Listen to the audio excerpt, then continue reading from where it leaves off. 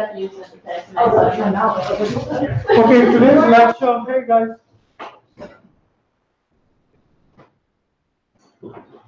Today's lecture is on Ludwig Mies van der Rohe.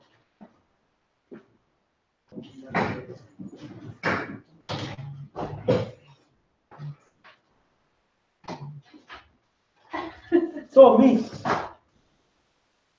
this is the lecture from last class that we never had. So we have 3 lectures today. We have one on Mies van der Rohe. We have a short lecture on Louis Kahn, and then we finish with a lecture on postmodernism. You will be watching one interview with Robert Venturi and Denise Scott Brown as part of the introduction to postmodernism. And if we have time, we will be looking at a video of on the Pompidou Center. If you don't have time on the Pompidou to watch that video on Pompidou Center, then we will just, it'll be part of your homework. Okay? There will be a reading for next Thursday because we don't have class. And then we have, then we meet again after Thanksgiving. Okay? So, Mies van der Rohe, as I said last time, the guy adds his mother's surname, which is van der Rohe, to his name to make himself sound more important. So he changed his name? He changes his name, just like Corbusier. He's an apprentice with the stonemasons in 1909, and then he works with Peter Behrens. He really makes his first building at the age of 21.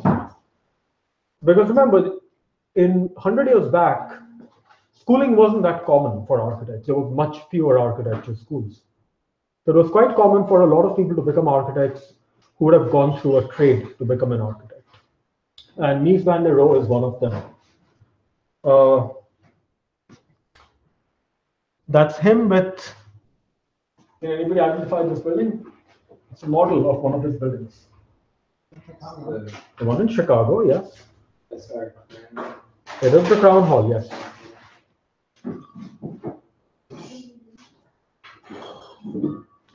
So Mies becomes very famous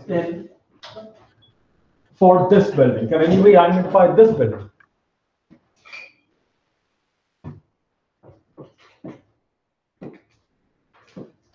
What was the question? Can you identify this building? The Broadway building.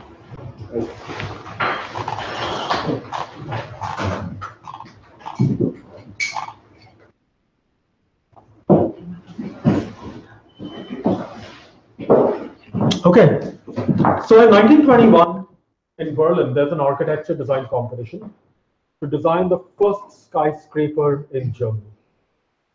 Lots of German architects take part in it. And this is Mies's entry. Mies's actual entry is that drawing is about 10 feet or 8 feet in height. It's a really large drawing. It's part of the collection at MoMA. So I've actually seen that drawing, and it's really quite interesting as a drawing. So it's very unprecedented because the idea is, to us this seems normal, but in 1921 this is extremely exceptional because for the first time we have a building where the skeleton of the building is entirely independent of the skin of the building. So this is an all glass building that's built on a corner side, and the walls have absolutely no load-bearing function. Not only that, they don't even hint at a load-bearing function because, as we had seen earlier in Chicago with the Reliant building and buildings in New York, the load-bearing element of the walls is going away. They're putting steel frames behind. Gaudi does it in 1906 at the Casa Mila, but then he still has that stone on the outside to represent a hint of a wall. In this building, there is no wall, it's all glass. So that's why it is such a seminal work, even though the project is never built.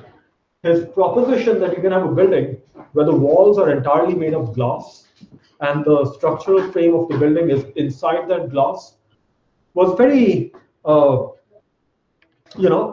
significant at that time because nobody had really thought of buildings that way. There were some American skyscrapers that had a lot of glass with a frame outside, but his vision was you completely get rid of the frame.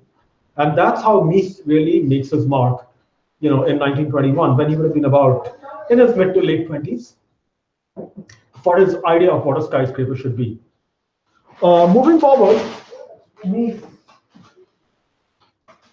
you guys should know this building. In 1929, Mies does the design of the building called the Barcelona Pavilion, right? And what was its purpose? Like an exhibition kind of? It was for the Expo. This was the German pavilion at the Expo. And it is temporary. It lasted only for a year and then it was torn down. But it's again that thing. You start seeing walls whose sole purpose is to enclose volume. They have absolutely no load-bearing purpose. You have these planes, the abstract planes that are just floating in space. You have the spool out here, then you have the roof that's floating. Again, walls that don't really turn around, walls that are just two-dimensional planes just going up. And there's a sculpture at the back. It really doesn't have much purpose. It's just a pavilion with a water body here and a water body there and a sculpture in the middle. But the reason this was so fancy was it was just so thin. Everything was just unprecedentedly for 1929. This really was on the cutting edge of architecture. People couldn't imagine something being so thin and so delicate. And the other thing that's famous about this building is, I wonder if you can see it here. Can you see these? What are we looking at? The chairs, exactly. What are the chairs called? The Barcelona chair. Because as we discussed earlier about total design, Mies, not only did he design the building, he also designed the chairs, the furniture that goes in the building. And this cantilever chair that you see becomes an extremely iconic Mies design that you get to see really in all of Mies's buildings. So we studied about the Bauhaus earlier. Who's the first director of the Bauhaus? Who's the founder of the Bauhaus school? Walter Gropius. Who succeeds Walter Gropius at the Bauhaus? A guy called Hans Mayer for 2 years, 1926 to 1928. Hans Mayer, after Gropius leaves the Bauhaus in 26, Hans Mayer, H-A-N-N-E-S-M-E-Y-E-R. Hans Mayer is a hardcore socialist. And remember how I talked earlier about how the work that the Bauhaus were doing, like, chairs like these, are essentially extremely expensive chairs. Bauhaus, when it talks about craft and design and architecture, they're not really talking about it for the masses. They are talking all about integrating art, crafts and design and architecture. But it's clearly aimed at a very, well-to-do elite of, as their consumers. Like these chairs were expensive when they first came out. They're still very expensive. Nobody has chairs like these for a reason. But Hans Mayer in 26 to 28 reorients the Bauhaus to focus on social housing. Because according to him, the main pressing need of Germany in the 1920s is housing for its people. So the Bauhaus under him starts focusing on social housing. The students start doing building projects outside. There's not that much of high art like people like Kandinsky and Klee, who originally were driving the direction of Bauhaus. That high art tends to go away from Bauhaus in 2 years. And then within 2 years, there's a rebellion. Hans Mayer is kicked out of Bauhaus, and Mies van der Rohe takes over as the third and final director of Bauhaus. Now, we had seen in the documentary how Bauhaus, by the late 20s, is now attacked from all the National Socialists in Germany, otherwise known as the Nazis. So the Bauhaus continuously changes its location. And finally, in 1929 or 1930, Bauhaus goes to Berlin. Because everybody seems to keep taking over. They just can't find a place to be because they're building in Dessau, is taken back from them. They're not allowed to be in that building. So Mies moves the school to Berlin. He realizes there's nothing that's going to happen in Berlin. And in 1934, he emigrates to America. Now remember, Mies is not getting any commissions under the Nazis, right? Because what he's doing is,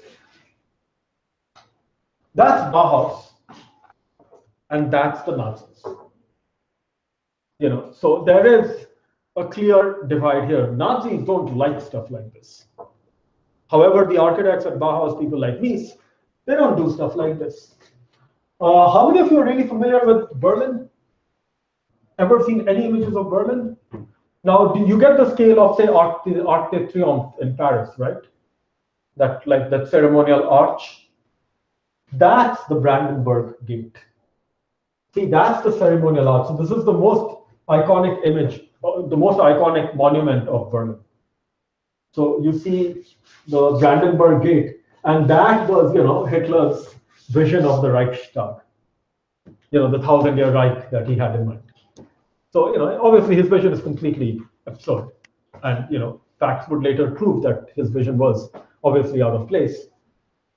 So Mies moves to America, because in the 30s, America is the refuge for anybody who's trying to get away from Europe. And in America, he lands up where? He can't go to Harvard. Why is that? There's another Bauhaus guy at Harvard, namely Gropius. So Mies has to find another university to go to. And just like with all immigrants who would come to the US, if they were a little late coming to the US, they'd all be pushed towards the Midwest because there was no place for left for them on the East Coast. Mies lands up at IIT in Chicago, where he takes over runs the architecture department for 20 years, from the late 30s to the late 50s, and really cements the reputation of IIT as a school of architecture. His method is one of extreme rigor, and while he's doing it, he also gets to design their architecture school. That's Mies. That's you have these tall glass wings. That's the architecture school at IIT. It turns out to be a very fruitful time, because he gets to do the entire master planning of the school, just doesn't do the architecture school. There are other buildings in the school that's done by Mies, especially because it gives him the opportunity to work on projects during the war when there's nothing happening in America. So for the 6 years of the Second World War, Mies is very well placed in Chicago, refining his architectural ideology, as well as, proving, using the campus buildings as a test case. So he designs these cubic buildings that are marked by extreme simplicity, which could easily be adapted for the diversified demands of the school. Lots of exposed structural steel, large areas of glass, and and there's you don't see it out here, but the inside walls have this yellow brick. There's really the palette of his materials is very, very simple: glass, steel, and brick. That's it. And he would carry on the same thing. However, later on, he would use travertine in his corporate architecture, which we will see with, and this is a great opportunity for me to be the head of the school, where he gets to design the building and shape the program. So there's this whole generation of architects who are educated at IIT, who essentially are baby Mies. In fact, I used to work with this guy who once told me a joke in the 1950s about Skidmore, Owings, Merrill, the very famous firm with offices in New York and Chicago. They were called the three blind Mies by other architects, because all they would do is basically copy Mies buildings. So everybody made buildings like this, and this is why later this style of building gets into disrepute. Because Mies's buildings they're really very extremely elegant and really very beautiful buildings. You see the same element of transition in the Farnsworth House. Remember, I think, who was studying Boeing Farnsworth House? You enter, get up to a deck, and then take the further steps into the building. In many ways, what Mies is doing is something very classical. He's framing the transition to the building. It's an extremely classical building. All you need is to put a pediment on top and then just put a bunch of columns, and you've got any typical Greek building.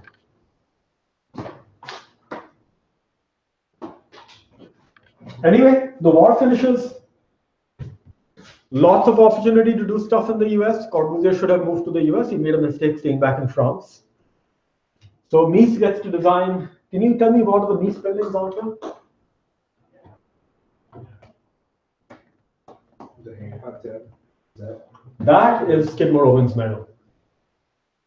You actually see lots of Mies buildings out here. Like you see buildings with this grid through and through. There's somebody who's doing the Equitable building. Are you doing the Equitable as well? By Pietro Bellucci.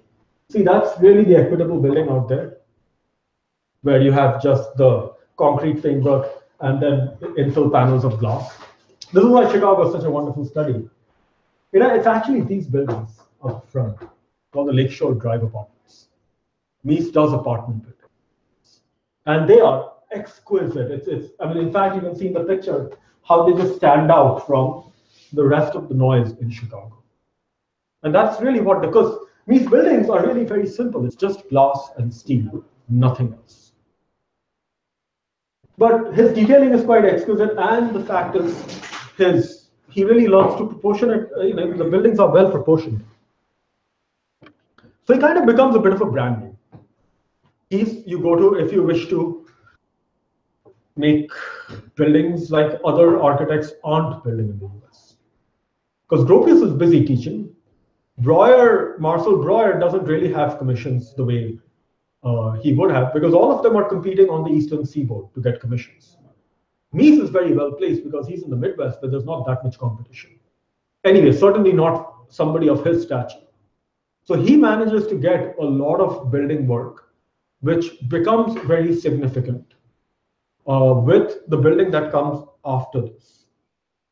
And remember, the whole idea out here is less is more. You don't see, the building just ends very simplistically. There's no flourish on top of the building.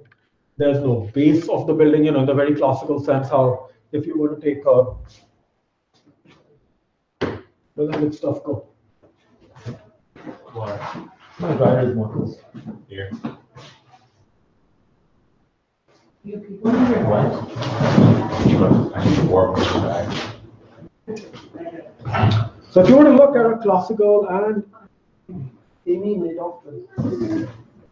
Case of a situation like this, as long as he doesn't miss run now, which I can't be certain of. He's coming.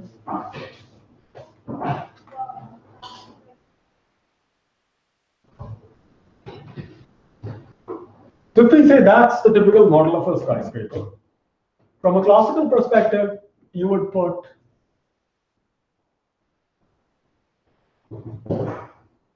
an entry at the bottom, then you would have stuff at the top, and then maybe you would have stuff in the middle. What Mies does is he just does this. Now, how does he distinguish it? He distinguishes it because Mies buildings invariably have double height lobbies at the bottom. And then moving up, they become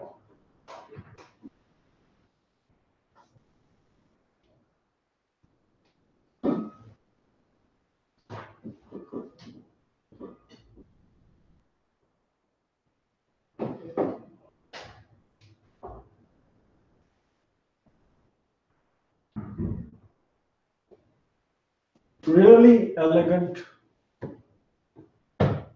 exemplars of modern architecture. Now, to most of you, when you look at a building like that, you're like, well, it looks like every other building that we get to see.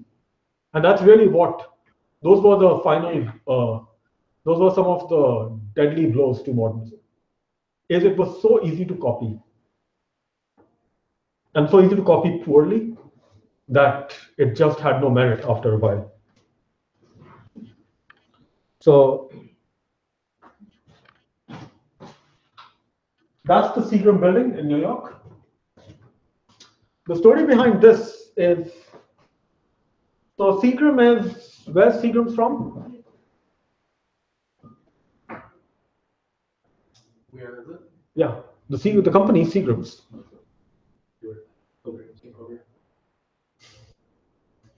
It's actually a Canadian company. They realized that their base needed to be in the US. So they decided to build their new headquarters in New York. So they bought a very fancy piece of land on Park Avenue and they said, look, we need to make our building here. And the architect who had been hired, I think was Harrison Abramovitz, had already done the design when of the owner of Seagram happened to look at the design and she said, this is crap. You should get a new architect. And the new architect happened to be her teacher, who was Mies van der Rohe. So the owner said, fine, that scrap the entire design before it got built and just give the commission to Mies van der Rohe. Mies van der Rohe, the major thing that Mies van der Rohe manages to do is he pushes the building back. The normal New York building goes to the edge of the property line and then starts pushing back as you keep going higher. Mies sacrifices a lot of built-up space that he could have built to create an open plaza in front of the building. See that open plaza? By putting the building back, he not only creates an extremely successful public place, he also creates a building that's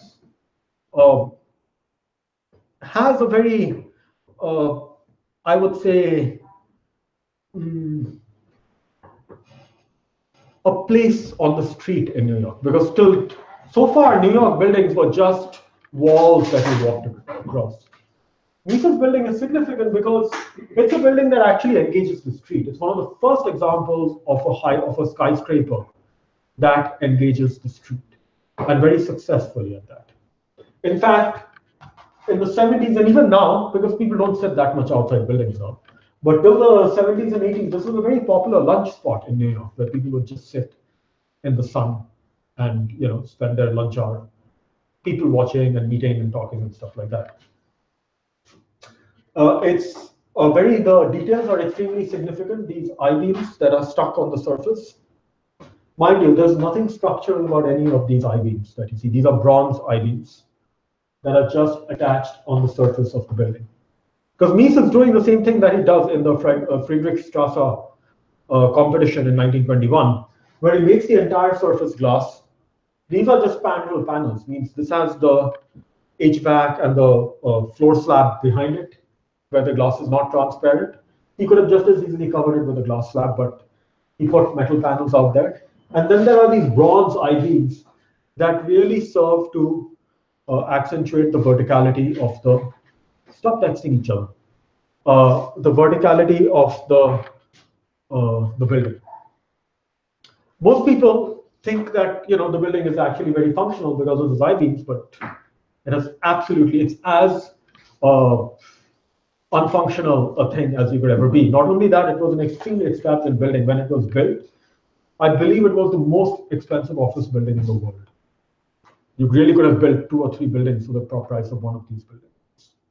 But it didn't matter. This building is regarded as, if not the single, I would say it's the single most important skyscraper of the last 100 years. There is no building that is as seminal as this building, because after this, every building for 30 years looks like this building. There are examples of this building all over. So when you go to Chicago and you're walking around, you'll probably see about like 30 buildings that look like a Mies building. They're just copies of Mies buildings. But they're very poor copies. They're not very successful copies. Like, for example, out here, that massive lobby, a regular developer would never let you get away by having spaces that you're not getting rent from. Because they would just put a 14-foot lobby and then start renting the space out. In a Mies building, it doesn't happen. In a Mies building, you have all this floor space. Like, see how the lobbies actually inset? There's an open area around the building, underneath the building. That just has to do with, essentially, it's kind of the same strategy that Corbusier adopts in his Villa Savoye, where he lifts the building off the ground. You free the ground plane up, and you return the ground plane back to the city. Very expensive strategy, but extremely successful strategy. And as a result, this building also starts representing the idea of technology and materials as being the signifier of progress. So 1950s America, technology and modern materials like steel and glass start signifying progress, which is why in 1950s they suddenly start tearing down all their historical buildings. Like, what's the most famous building that's torn down at the end of the 1950s, early 60s in America? It's a railway station. What am I talking about? Penn Station. Penn Station. Commuters hate it, and preservationists loathe it. Oh, this is one underneath MSG. Yeah. So that's Penn Station. And what existed before that thing was torn down? That was the Penn Station. Because in the late 50s, Very government. huh? Very government. Well, it was, it was classical. But it was quite, this is the other station. What station is that? That's the Grand Central. No. So the two railway stations in New York were both these classical buildings that have grand spaces and very fine details. Apparently someone doesn't know that that's Grand Central, not the station. This has been stated. Oh well, whatever. There it is. I've been there, it's awesome. See, but they didn't think it was awesome in the late 50s. They absolutely thought that it was so worthless that you could tear it down and put Madison Square Garden on top of it. Yeah. Now, is that Penn Station? Penn Station cookie. In places like Baltimore, which were smaller cities, their Penn Station stayed in place. Nobody tore it down. But in New York, the real estate market was so hot that they decided to tear down the old station and build on top of it. And nobody protested because in the 50s, it was all about technological progress, modern architecture. This stuff was seen as something that was really, pulling you back. It was a hangover from the past that nobody cared for. And it was really the destruction of Penn Station.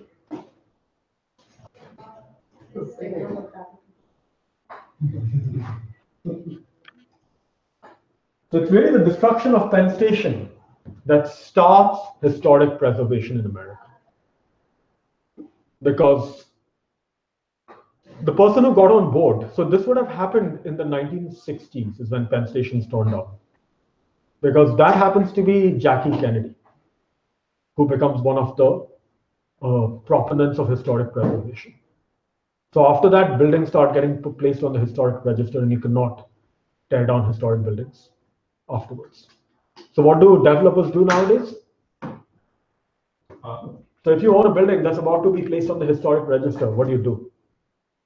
If you're, say, a building owner, you tear it down the night before the hearing is about to happen. Because as long as you tear it down before it's placed on the register, you can do anything you want. That is how Frank Lloyd Wright had a Mercedes-Benz showroom in New York.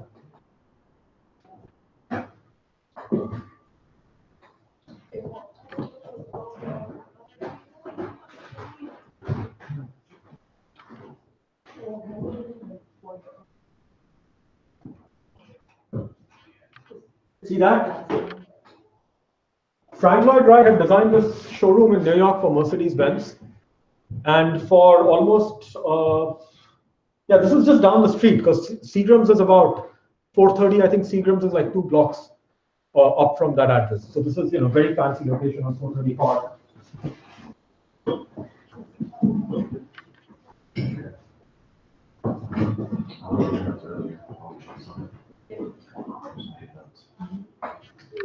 And in 2013, the owner of that building tore it down because it was going to go on the historic register.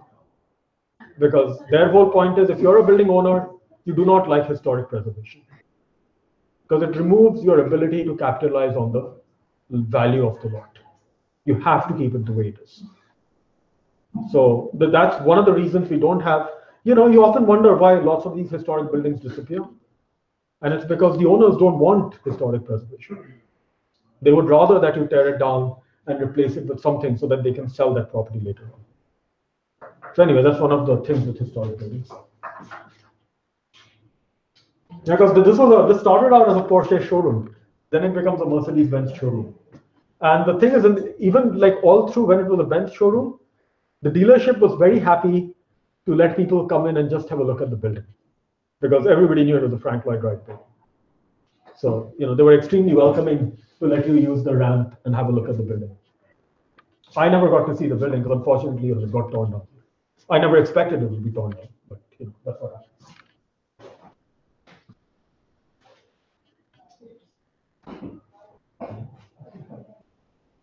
When was it torn down? 2013. Very, very recently. It was a surprise for everybody. Nobody expected. Before it was put on the historic preservation list? 3 days or 2 days before. It was torn down on a Wednesday. I think the hearing was on Friday. Because it was a no-brainer to be put on a historic preservation list, right? Because it's a Frank Lloyd Wright building. But that guy was like, I think the owner resisted it for the longest time. And then when he realized he wasn't going to win, he just sneakily at night tore the entire building down. Did you really? Just Yeah. sneakily? Oh yeah, very sneakily. Because it happened a couple of months back or a month back with another building, where an owner just tore the building down before it could be on the preservation list. You like set fire to it or something? Or? So that wouldn't get That's a nowhere, penalty. you just get arrested. Yeah, but then they would still tear down the building anyways. Anyway, Mies gets to do 3 houses in the 1950s. The Farnsworth house in Plano is very, very iconic of the modern houses. You see, just like Corbu, the house is lifted off the plane. There is that deck that sets up the entry to the house, because it's not that you just enter the house. The idea is you enter a detached plane of its own, where you're neither off the ground nor off the house. So this is where you essentially experience the setting of the house before you enter the house. This house was for Dr. Edith Farnsworth. As I said last time, she never really liked the house. Now, who's doing this house? Really? It was built in 51. You told me to put it in. Oh, did I? Oh, okay. Wow. So Mies only gets to do 3 houses in the US. He doesn't get to build that many houses. He designs a couple of apartment buildings. There's a few in Chicago. There's one in Baltimore. I think there's one in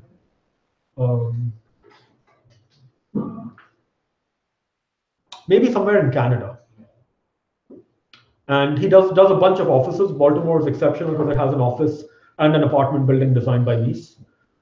The library in Washington, D.C., the Martin Luther King Library in Washington, D.C. is designed by Mies.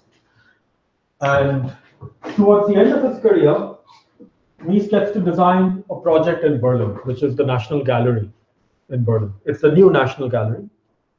And it again, it's such a very typical Mies building, because this is actually the library in Washington, D.C. as well. Because if you look at this, and supposing you were to just build the box up as a skyscraper, you would have that exact same detail, because what you see here is really that.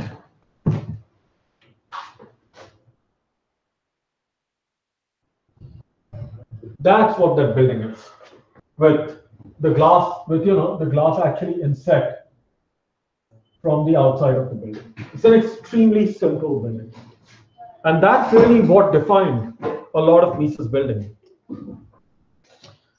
He does build buildings, towards the end of his career, he gets to make buildings all over the world. He does one in Mexico City as well, but I would say of all the Mies buildings, if there are three buildings that exemplify Mies's work, one would be the National Gallery in Berlin. The other is the Seagram's building, which is essentially you extrude it up as a tower on top. And the third would be the Farnsworth House, which is his idea of how you make a house float on the landscape, a la Corbusier. So remember, poor Mies is actually quite heavy. Like, who's the other heavy architect we know of? Talked about him in the second or the third or the fourth class. 340 pounds. Dies at the age of 43. Noah, here. Nice catch. Give us a letter.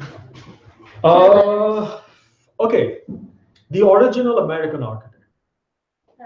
Letters, not words. Sullivan worked in his office. So he's the original. In his office, Sullivan works, and Frank Lloyd Wright works in Sullivan's office. So that's the connection. So which is why he's the original American architect. He does a building in Harvard. I need a letter. He did what? Makes one of the Harvard buildings is by him. He does a lot of work with masonry, thick piers, no Gothic, no neoclassical. His things are very Romanesque, like big arches. Letter. Last letter starts with H. I mean, sorry, R. The last letter of his first name? Yeah, the first letter of his last name. Sorry, I have no idea what I was saying. Otto Wagner. First letters are H. Holmes. No. H. Richards. I was about to type in fat architect. I was expecting heaviest architects. Wow, look at that. Wow, look at that.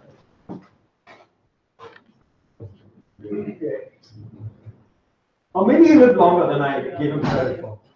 How long? Okay, died at the age of 47. Not bad. Not bad. Where did he die from? Bad. Bright's disease. He was fat. Really? Yeah. He ate a lot.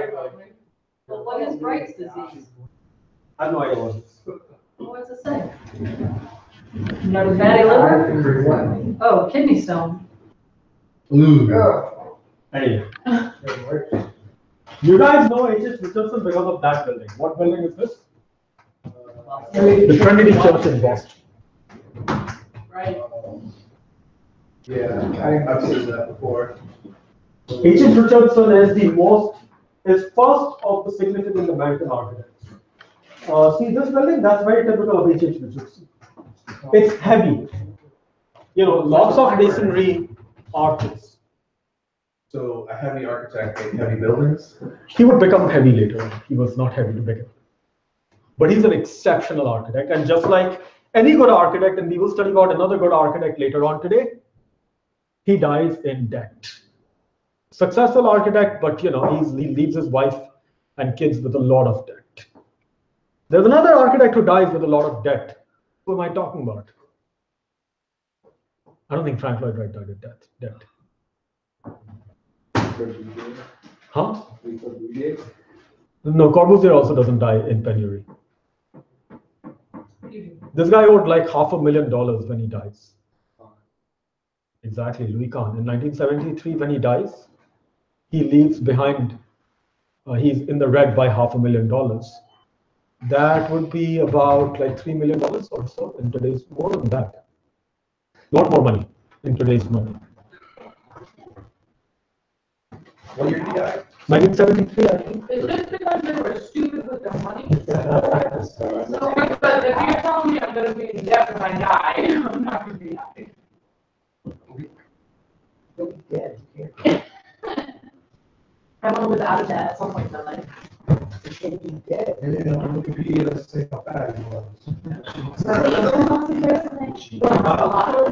Oh, H.H. Richardson. Anyway, Henry Go Hobson. back to the photo of the church or the library. Now, on the.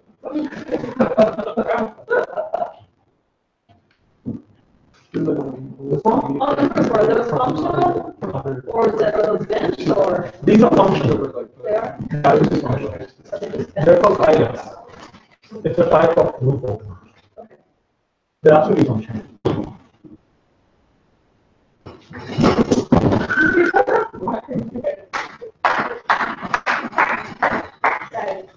You guys should have studied. Hey, you should have studied Romanesque architecture. We literally talked about like rebuilding the whole semester. Most of it was art. Yeah. You know, that was like. Anyway, what comes after Romanesque architecture? What is the replacement of this style of architecture? Gothic, exactly. Remember how Gothic is all about open star, 10 columns? So which is why people have to look at Gothic architecture as in opposition to this. Because they, what's my favorite Gothic church in Paris?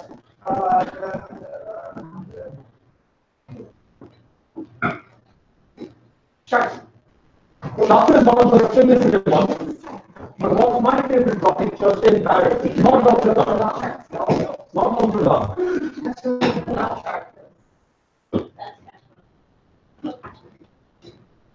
Let's see if I can figure it out.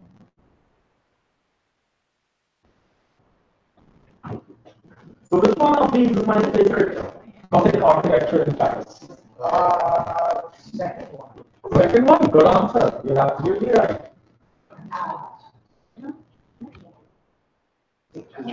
Man, I was about to say that. Saint-Chapelle. I was, This was Louis XII or Louis XI's personal chapel. This was where the king and the queen would go when they had to go to church on Sunday. And do you realize how thin that is? It's all glass. In some ways, when you look at Nice's work, you're almost going back to that vision of the Gothic building. And that's why Nice is so significant. You know, there are lots of architects in the middle of the century, but nobody is as significant as Nice. Because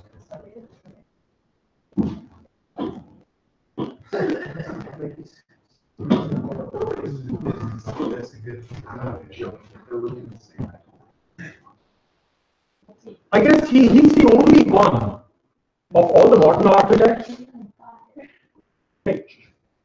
Of all the modern architects, Mies, remember, is the only one who comes up with an architectural ideology that is genuinely universal. His architecture could be built anywhere in the world. And that's why it does get built all over the world. His architecture is extremely easy to copy. It's really quite simple. And it's very distinct. You look at that building and you know it's a Mies building. And, you know, it's by the 70s, this architecture comes under a lot of criticism. Because which is why most of you would hate this architecture when you look at an image of this. Because it's rigid, it's extremely inflexible, it's extremely boring, it's the same stuff. And you know, it's cold, it's anonymous, it represents in many ways everything that was to go wrong with modern. So, you know, therein lies the failure of Nice's building. Now Nice is again being reassessed. You know, now people are again beginning to like Nice, but by the 1970s, Nice is completely out of fashion. People are getting ready to tear down all those Nice buildings. Like this. You ask a regular person on the street if they like this building, I'm sure they won't. You want to run the check? You want me to get one of the guinea pigs from first year and ask them? It's not boring. Let's see. I don't think there's anybody over there. What is it? Always Christmas.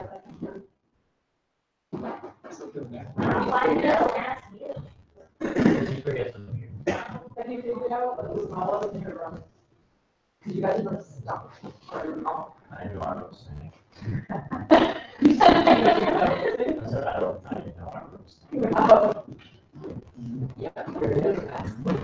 I don't know. Oh, yeah, that rest out. Okay, so because you guys are honest and truthful, yeah. Come over here, come over here, come over here. Because you guys are honest and truthful, you'll be shown 5 buildings, and you have to rate them on a scale of 0 to 5. 0 being the worst, 5 being spectacular. Just personal criteria. Personal criteria. Like, if you look at an image, does it look like a boring, like a foreign building? Does it look like a super exciting? Is it one more interest? Exactly. Gotcha. Okay. 0 to 10. 0 to 10, fine. 0 to 36. That's your first 2 buildings. Will you rate which one would get 0 to 5? Rate each building. Is this all the building? It's one building. How do you rate that and how do you rate this? Get around this pen, just come up with a number. I would go I like, heard this. I'd go like 6 or 7 and 8. 6 and 7. Okay. Now, okay, out of here, is there any building that catches your eye? You can say none of them, but how do you rate this scene from 0 to 10? Not really, but if I had to look like big block. This one? Yeah. Okay, good choice. So everything else would be like what? Pretty bland. Yeah, they're all the same shape. Right, They're all the same space. No different colors. Any evidence? How about that? Boring. Boring? Yeah, look at this. That's so boring. That plaza, like no one spends their time there. They walk as fast as they can across it because it's off the top. No one eats their lunch there. Let me tell you, I'm sure it's windy as hell sitting right there in the middle of it, and everything is so big and yeah, that would never want to. It's a waste of space, I think. Such a good quality. This is my. Oh no, I totally agree. It would be great if it became like massive people, but it's just like a humongous parking lot. I really do. I had a company, I'd be like, I don't want people out front. I don't know, maybe That's what they, it offered. How about that? I don't know. just because it's winter, I would give it like a higher rating. Alright. How about this? That looks like the Canadian border Hmm. of the picture. You showed me all of them. Canadian border. Canadian border, that's the number. Border. I would say there's 7. How about this? Is it the same building? Is it? Yeah. Well, yeah. Well, when you carry on the building, seeing it in that image, does it look interesting? Does it look boring? The Tear it down or keep it? Save it. I like it. I like this one. You like this one? It is sort of like, it is sort of bland, but I like that I can see through it, I guess. Congratulations. And how about I don't know. how about this? Which one do I like better? Compared to remember that tower building that we saw earlier? The one that you said was windy and like, blank. Yeah. Remember, like, see this building? And now look at He doesn't go there. And Good one. when you make that, he's like, nah, that's cool. That's ugly. So ugly. How about this? It's interesting, but I That don't was a think good it's, idea. I don't, I'm gonna I still don't like it. How about this?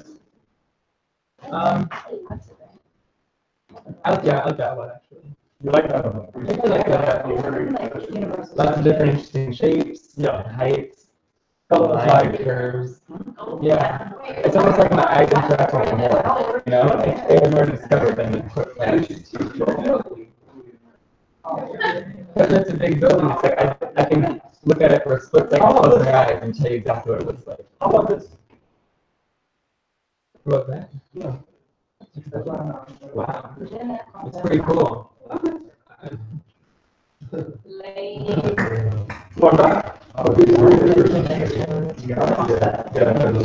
compared to the earlier those flats, like say this building and this building. Between these two buildings. Building on the left. Building on the left, on the right. Building on the right. Building on the right. Kendra. Yeah. Like if I was to buy a new piece of technology, like sleek and beautiful, like go for the left one, but I feel like the right one just looks like it's, yeah, it looks a lot outdated. But it's got the whole thing. Bang on the money. It's definitely the 1950s. Yeah, I definitely like looks like. Yeah, I had only. Actually, it essentially devalued some of the most iconic buildings of the 20th century and proved with my point that they really are quite awesome. Thank you. Okay, go have hot chocolate.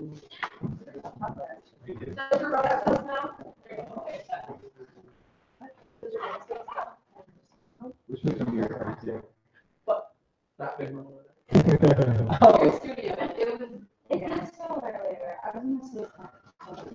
For like weeks. It smells. A week. I can't tell. A Reese commercial. You get so used to fix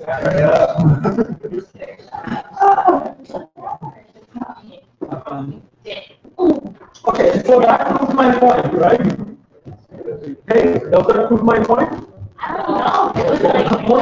The point is, Mises buildings by the 1970s are really regarded as eyesores.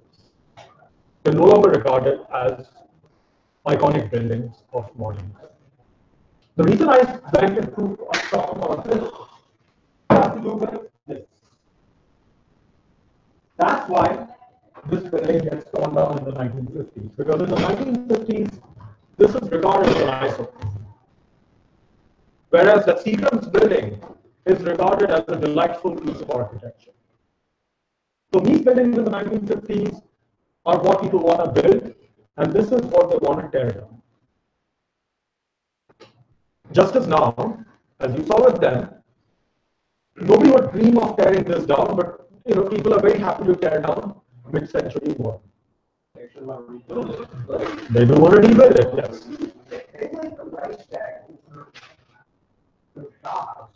Yeah, they didn't even pay the Remember, Hitler won. He was originally democratically elected.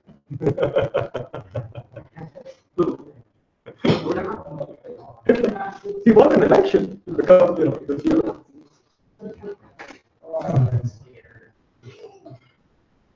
So anyway, the point that I'm trying to make out here is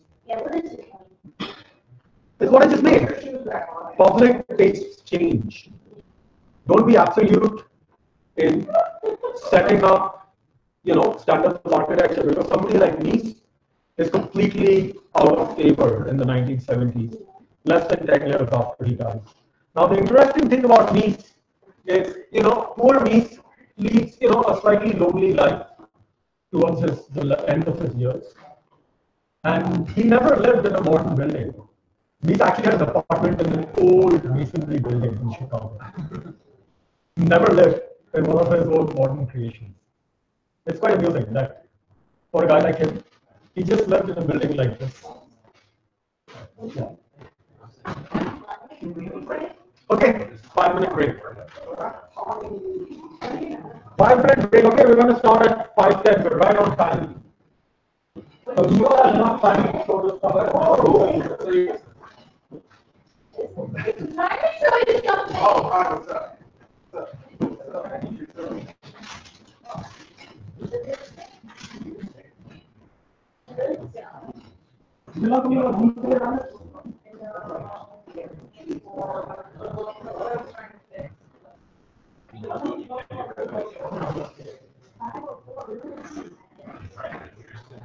Yeah.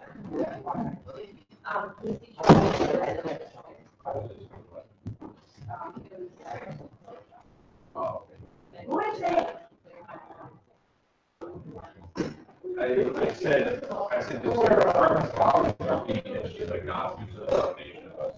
And then I was like, oh, and the cats. And she's like, yeah, that too. You hit a brick wall when you come into the house. Yeah. I was there, and the little time I was there, in the two classes, they shit both of them twice. And I don't know why. All the living room floor. In the river, but it's okay. Probably scared. No, like, they were like there, I was there, like, Yeah, well, I'm scared of. and they both shit twice. Yeah, it's just that's much. Oh, yeah. If you put if you put those words. You are the first I know. I think you try to work here down here, try to work No. and then maybe put those like how those points that are down I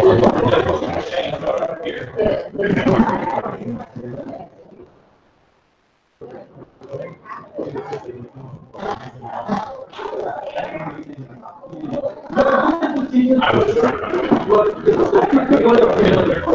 probably would print out and then like print out and see it about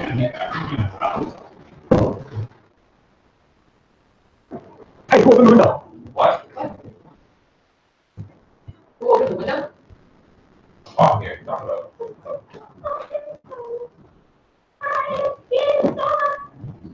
So you're done? I'm sorry. No! I've all been wanting to do it, so that's good. Yeah. It's 5:18. So are we definitely gonna have our studio space in the gallery? Oh, yeah. I feel like that everything's been nobody's gonna realize it, you know? I'm excited. It's well, no, it's just like if I was saying for far back, I don't think 18 would be able to read it. Like,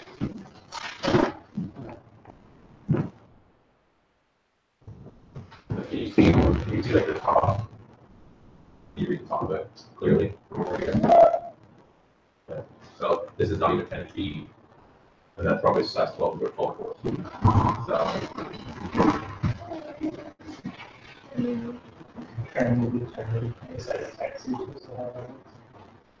I'm using size 18 for that. He said that. I go to small hospitals and people just don't read it.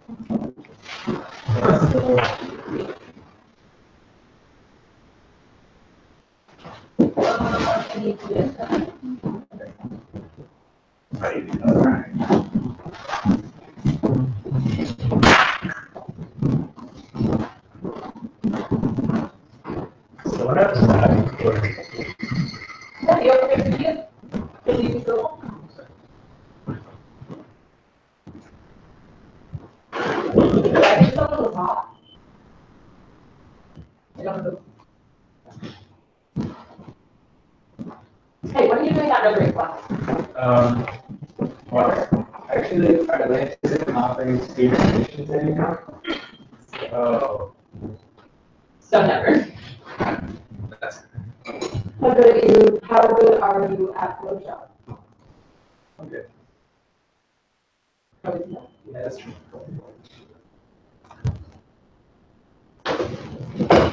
Since someone told me that for my work study, you have to just sit and render with it, and of course it didn't happen. Well, you have no time. I had time. You don't anymore. I told you multiple times. Well, the other thing is, it's being administered by Eric this year. I'm not administering the work study this year.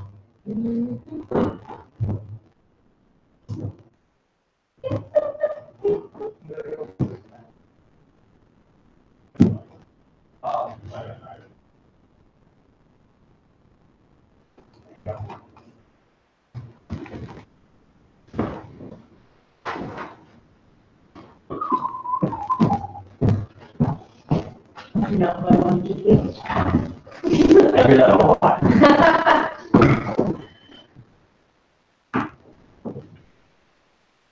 How was the field trip today?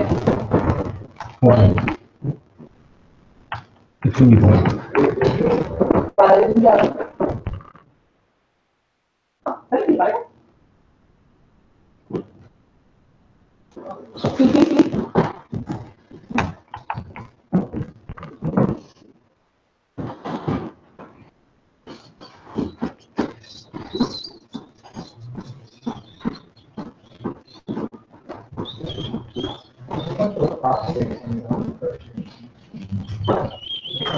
Yeah, we always put it on. Really? This question, I do this as a key. Here. You like use them or no? Also show off. Jake. The guy that wears the blue costumes. You gotta, be more specific. Wait, is he the one He's who? the one in that row with all the other grandma kids has the beard. So is he the one who's, yeah, he like kind of presents himself as a punk, but dresses like a country boy? Yep. I don't think he knows what he is. No, yeah, that's, he and I literally just had a conversation about that the other day, while we were at the punk tires. But like, I think he's confused about what he's trying to be. So that's why he switched his hair up. I mean, yeah, I'm trying to work in there. It's like 10 o'clock at night, and they're just blasting music jumping around. Like, guys, come on. This is common. Yes. It is.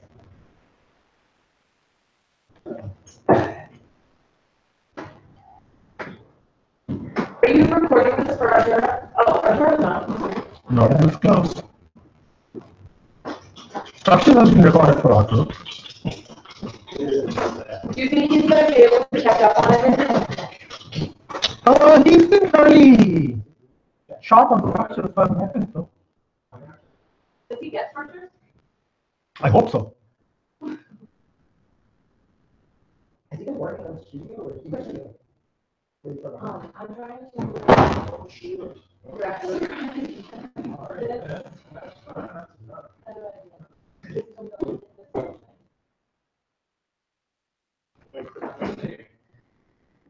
Okay, let's restart, okay?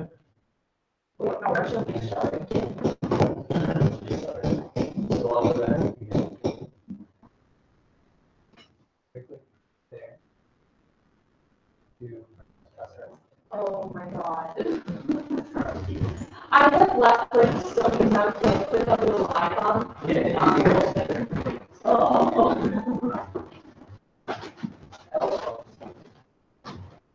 Don't begin.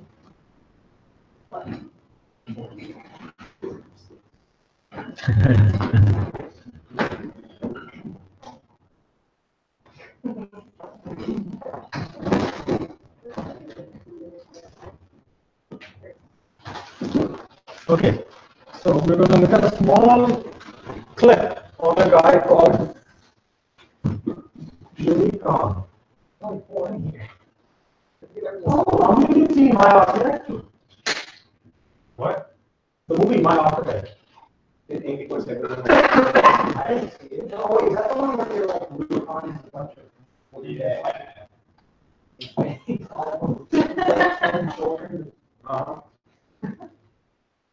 a game.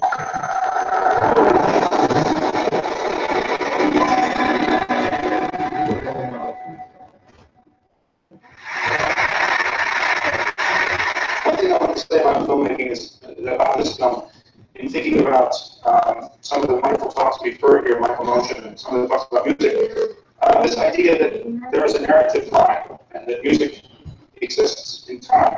A film also exists in time. It's an experience that you should go through emotionally. And in making this film, I felt that so many of the documentaries I'd seen were all about sort of learning something or knowledge or sort of driven by pumping heads and driven by ideas. And I wanted this film to be driven by emotions and really to follow my journey.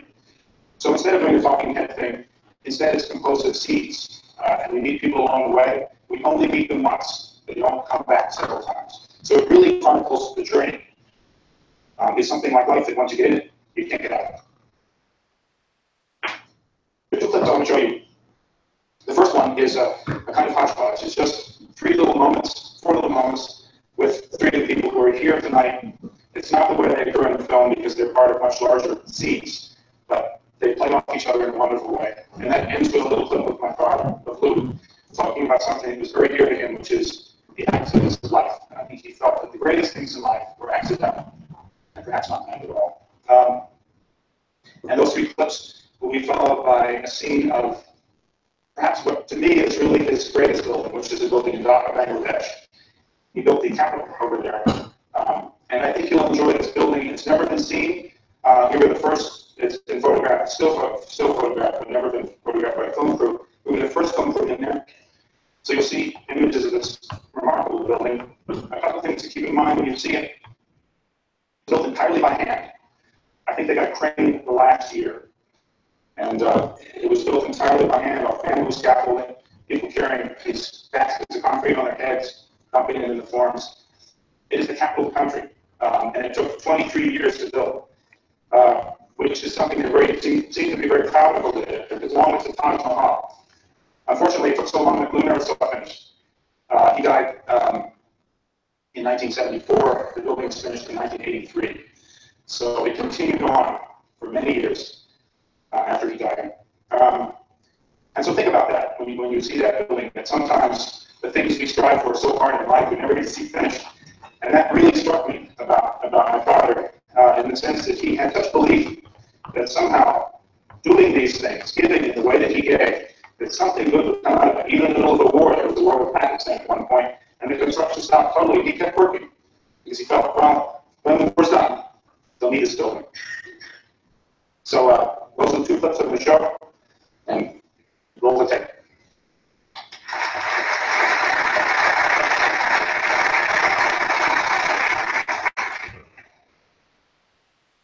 I remember hearing him talk at Penn, and I came home and I said to my father and mother, I just met this man does that much work, and he's sort of ugly, funny voice, and he's a teacher at school. I know you've never heard of him, but just mark this day that someday you will hear of him, because he's a really amazing man. He just living with Bergman. If you do it, it's a great idea. Yeah, see Williamson wrong. He was a real nomad, and when I knew him when I was in the office, he would come in from a trip, and he would be in the office for 2 days intensely, and he would pack up and go, and he'd be in the office till 3 in the morning and working with us. And there was this kind of sense of the nomad in him. I mean, as tragic as his death was in a railway station, it was so consistent with his life, I mean, I'm going to die in a plane, I'm going to die in an airport, or without jogging, without an identification. What radio station does you come by? Penn Station. So carry that on that memory of his, the way he died. He was a sort of nomad at heart. How accidental our existences are, really, and how full of influence by circumstance.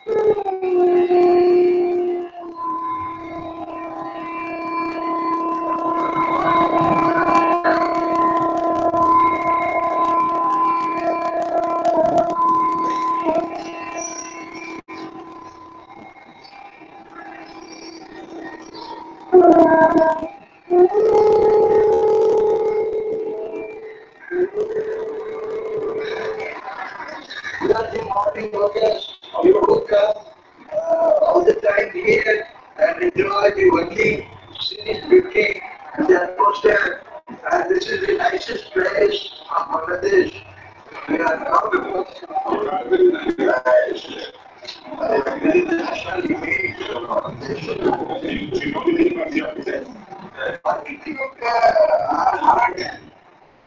I hope you will company architect. Well, actually, I'm here because I'm the architect's son. Oh, that's me.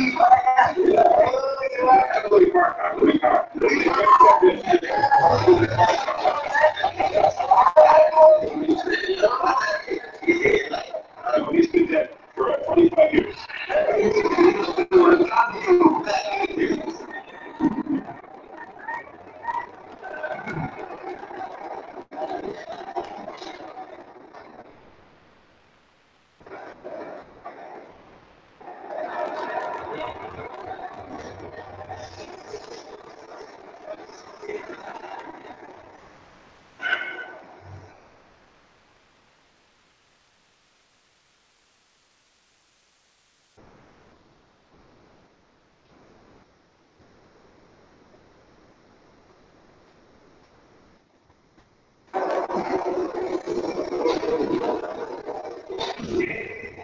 You ever saw the finished product? You did. You ever saw this?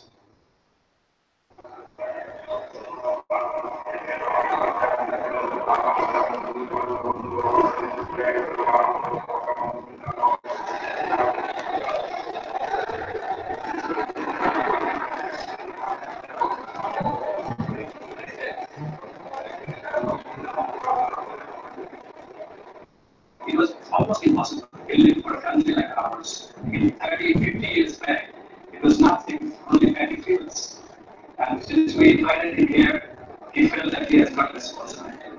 He wanted to be Moses here. He gave us democracy. He is not a political man, but in disguise, he has given us the institution for democracy, from where we will rise. And that way it is so relevant. He didn't care for how much money this country has, or whether he would ever finish this building, but somehow he has been able to do it here. And this is the largest project he has got in here, the poorest country in the world. Because my life, yeah, he paid his life for this. And that is why he is great, and we will remember him. But he was also human. Now his failure to satisfy family life is an individual association on radio. But I think his son will understand this and will have no sense of grudge or sense of being neglected. He cared in a very different manner, but it takes a lot of time to understand that. In the social aspect of his life, he was just like a child. He was not at all mature. He could not say no to anything. And that is why that he cannot say no to things. We got this feeling today. You see, only that way you can be able to understand it. There's no other shortcut. There's no other way to really understand it. But I think he has given us this feeling. And we feel all the time for him. That's why he has given love for us. Not probably the right kind of love for you, but for us, has given people the right kind of love. That's important. You have to understand that. Yeah, enormous amount of love. You love everybody. To love everybody, he sometimes do not see the very closest ones. And that is individual for many ways.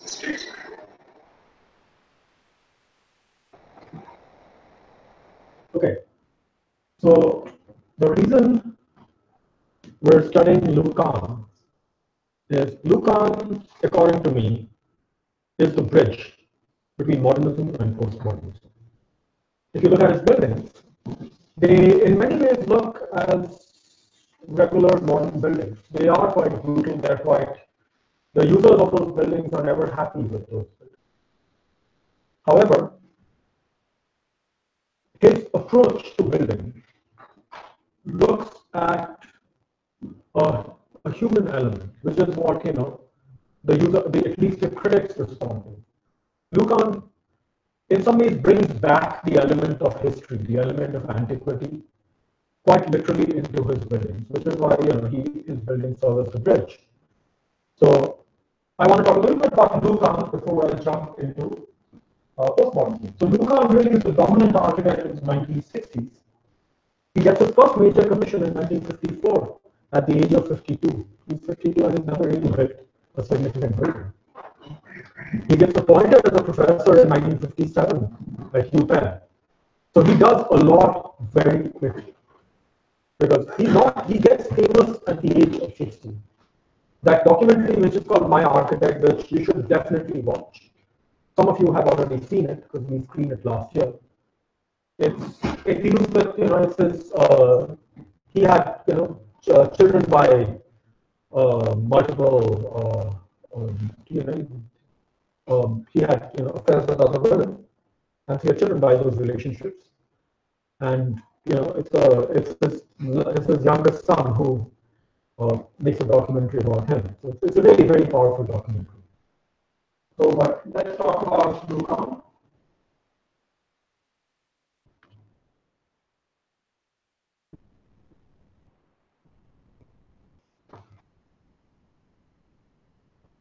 So that's already finished, right? Let's go to the next page.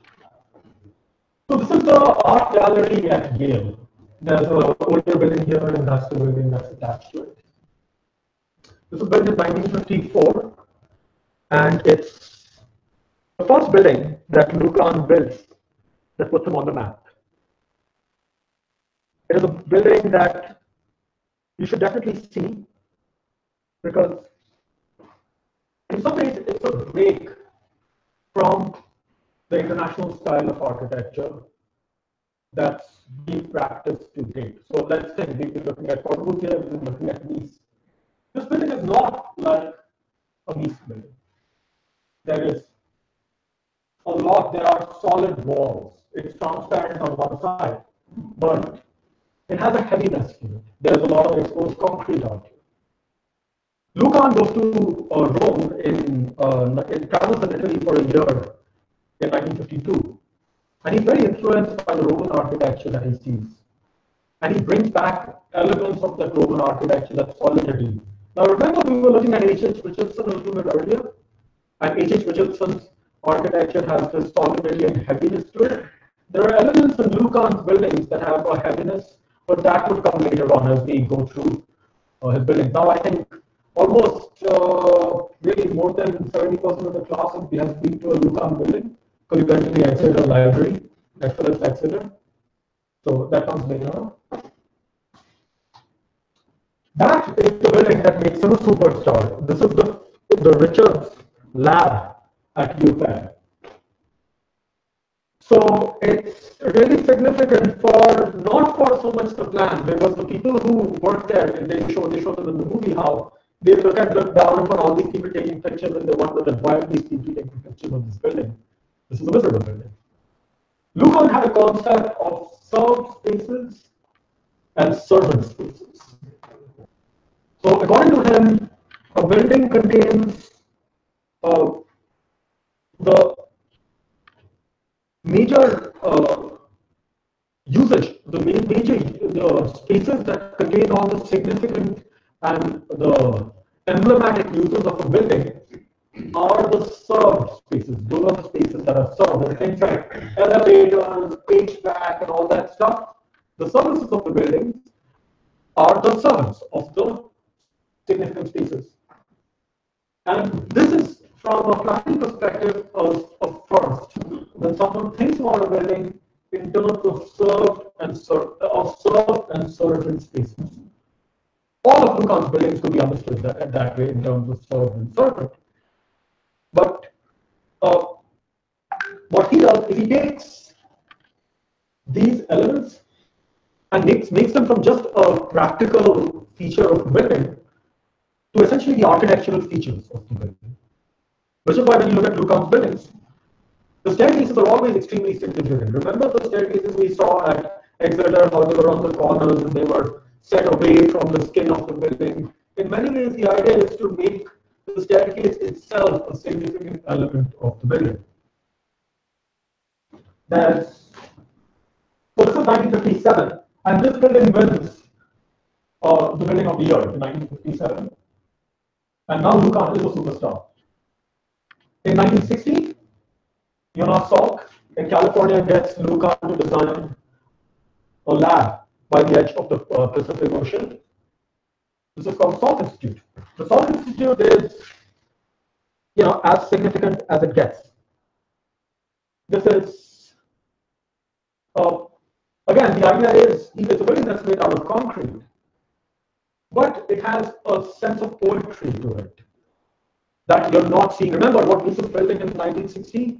It's not like this. Lou is really working with ideas of light, shadow, material, texture, the interplay of the building and its elements, framing views. There are elements out here that are just exquisite for a building, and the Salk Institute is still, regarded as the highlight of Lucan's work in the US. But as you find out later, his real work, the other highlight of his work is outside the US. The next building we'll be looking at is the Phillips Exhibit Library. This is very familiar with most of you. Shelley and Earl, you guys have not come on this visit. Have you guys been there by any chance? Okay, you've been there. And Shelley, you drive by Exeter all the time. So someday you'll stop in and have a look. So the Exeter Library is this library that Lucan designs for this private school. It's got brick, because Lucan's doing a lot of work with brick. This is not a fashionable material in the 1960s, but Lucan is not working with steel and glass. That's not the material of Lucan. And these larger-than-life forms that begin to define the building. In many ways, these massive, these circles, they really contain the building, because otherwise it's just, it just pours around a central atrium. But his capacity of taking the scale of the building and using it to really talk about the design of the building and in many ways elevate your experience of that space. So when you stand here and you look up into the atrium, it's truly a very spectacular thing. And Lucan does it, but you really enter the building not in a grand lobby. You enter sideways. And then you walk up the stairs and you're ushered in that grand space. So that's his work in the US, but the project that I want to talk about is this project in Bangladesh. So this is the Parliament of Bangladesh. How tall is this building? Anyone may guess? How tall is that building? 100 foot. How much? 100 foot. 100 foot. Any other numbers? How many stories?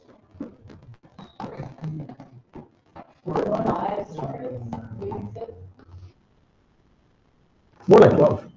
Really? 1, 2, 3, 4, 5, 6, 7, 8, 9, 10, 11. Each band is consistently. I've actually been to that building, so that's concrete and marble. It's really a very spectacular building. But what's significant about this building is look at the forms. These are not easily identifiable forms like Mises building. You want me to go back to Mises building so you can remember? Look at Mises building. It's very easy to understand what's happening in this building. One look and you know what the building's about. It's clear, it's simple, it's straightforward, it's rigid, there's not much you can do. Once he sets the grid, you've got to follow the grid. Everything follows the grid. You look at Blue's building,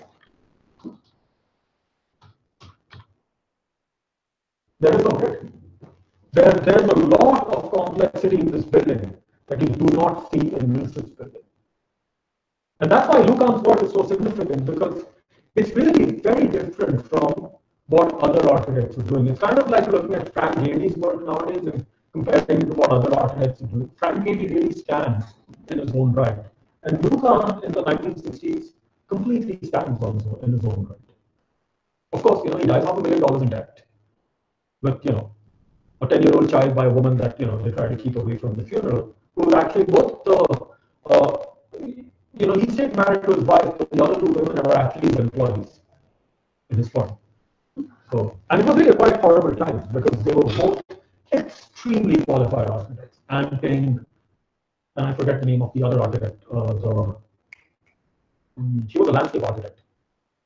And it's amazing how good architects they were.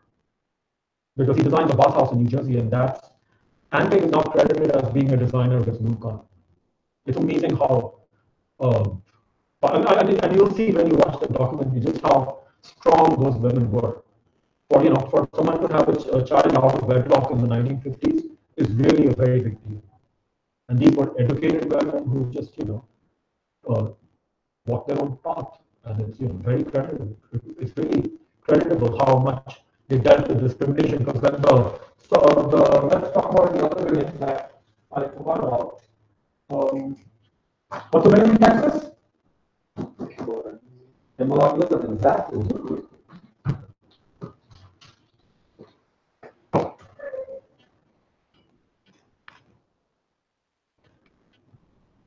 This building. You see how Lou keeps using the same language, the idea of stone, concrete, solid blocks, and volumes. It's very different. It's a very shameful tale that when this building is going for opening, they don't let the Anting with whom he had that's Nathaniel Tan's mother, the office doesn't let her go to the opening of the building. The entire office goes to the opening, but they force her to stay back. Because it's a social thing, and not everyone knows that Lou has a child with that person. So they just say you can't go, you have to stay. The 60s and the 70s, and in fact, if you look at present generation, we really are quite shameful the way we treat them, but architecture especially so.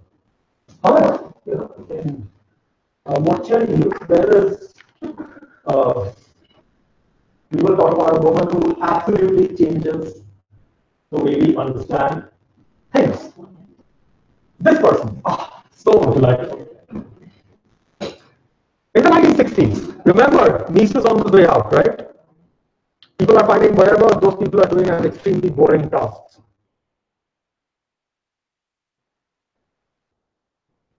So the 60s is an age of dissatisfaction. Everything's falling apart in the 1960s. There are riots happening all over. Those of you who are watching the Vietnam War documentary on PBS by Ken Burns, if you're not watching it, I highly recommend you watch it because it's really quite spectacular documentary.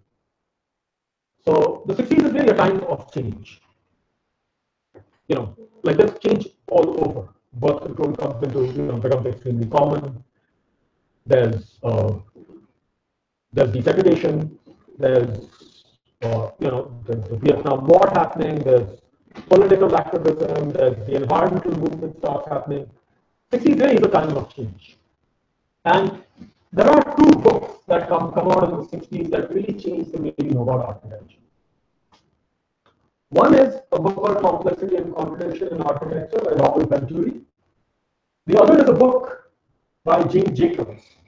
What's the name of the book? Neil? Hey, we guys read it in thesis class, man. Remember I used her book as an example of how you set an argument? 70 pages.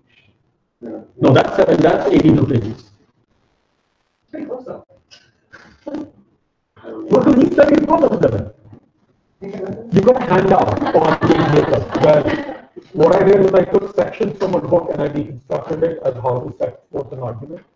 She's like, I'm studying New York City, but I'm going to be having examples in Philadelphia, Baltimore, because remember that, right?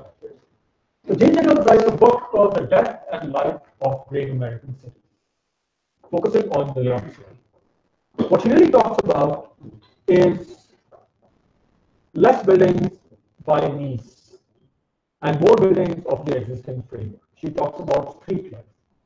She talks about eyes on the street. She talks about essentially a reaction to modernism. Because according to Jane Jacobs, whatever modern was doing was bad for American cities. And Robert Venturi talks about how there is nothing wrong, like people like Nice have essentially left history by the wayside. Venturi says that to make buildings more meaningful, you need to incorporate elements of history in those buildings so that people can relate to them.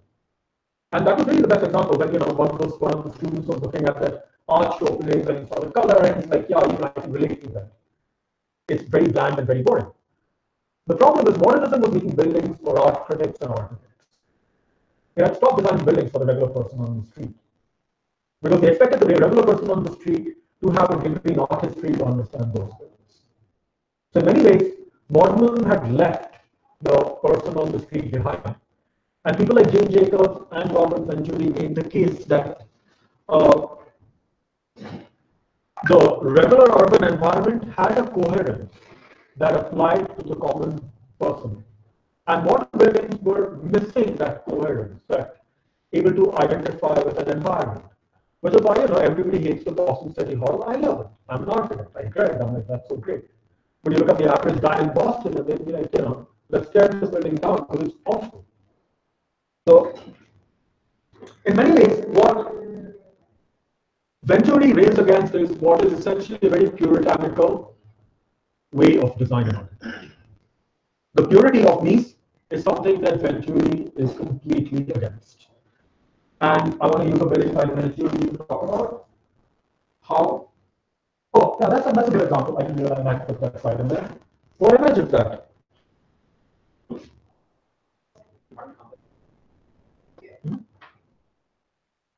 Who's the architect?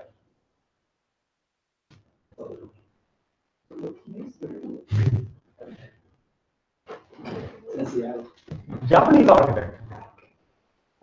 Japanese American. Unfortunately, both of his significant creations have been torn down, which really is a shame. Japanese American, man. So we already know that there is a lot of dissatisfaction in the 1960s, right? People are beginning to question their environment, they're beginning to question modern planning, they're beginning to question glass buildings. They say, why are we building these buildings? They have no relation or meaning or coherence for us. And that comes to a fore, like the one iconic evening that I would call the death of modernism is this event. 40 buildings get torn down in one event. Is it 14? 40. 40.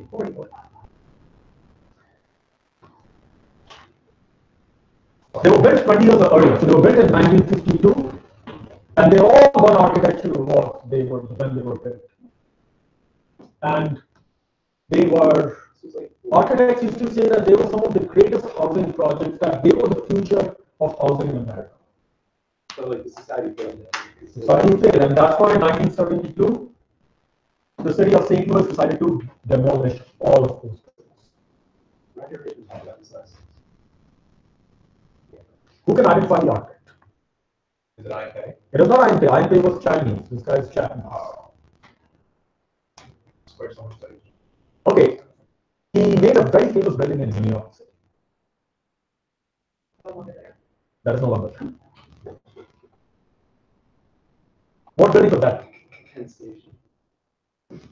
Alright, what about the World Trade Center? The Twin Towers. In the 60s and 70s, you know who Yamasaki is, the guy who can't do anything wrong. He's the hottest guy when it comes to getting commissions. In 1952, he gets to design these housing blocks in a place called Pruitt-Igoe. Pruitt-Igoe. Pruitt-Igoe is a urban redevelopment project. You take massive blocks of St. Louis, you raise it down, and you build these towers. Over 20 years, the level of crime and just social dysfunction in the towers gets so bad that in the 90s, by the late 60s, they're just, nobody's living there because nobody dares to live there. So then they decide to just demolish it in one go. And it becomes a very iconic image because this is when these modern buildings, with their idea of social good, social change, progressiveness, and all that stuff, it doesn't happen in reality. Modern buildings are seen as places which are depressing, where there's lots of crime, where there's broken families, there's like all the ills of society start getting associated with modernism. And the demolition of Puerto is very symbolic of the fact that modernism is bad in 1972. If you see a modern building, you're like, no, I don't want to live.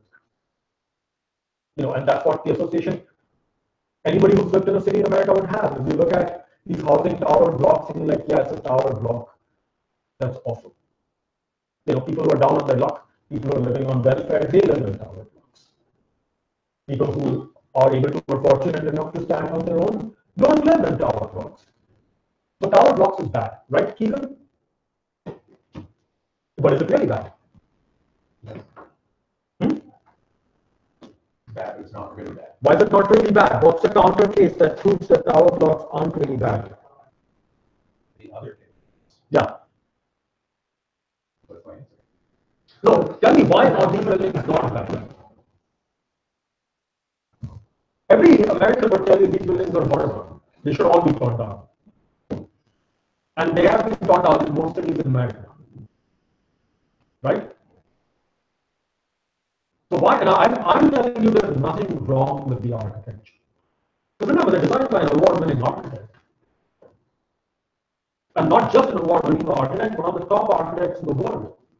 And Minoru Yamasaki was a good architect because this guy was Japanese, manages to get commissions in the early 50s. Remember, Japan is America's most favored nation in the early 50s. So he had to be a really good architect because you can be pretty sure he had to try much harder than say those German architects who had come over. Because he dealt with discrimination and managed to position himself as one of America's top architects. So much so that in the late 60s he gets the World Trade Center as his project. So, what is the counter case why these buildings are not bad by design? No, you just look at seeing similar buildings in Hong Kong or Singapore, where they're living in exactly same housing towers, and people are happy. So when you go to Hong Kong, everybody lives in housing towers. You want to live in a Hong Kong? Do you guys know what I'm talking about?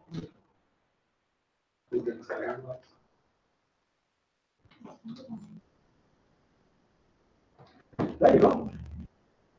In Hong Kong, everybody lives in towers like these. There's all that is there in Hong Kong. And in Hong Kong, they're not tearing these down. They're not tearing them in the rest of the world. It's only in America that modern architecture starts getting torn down because modern architecture is regarded as something bad. So what essentially happens is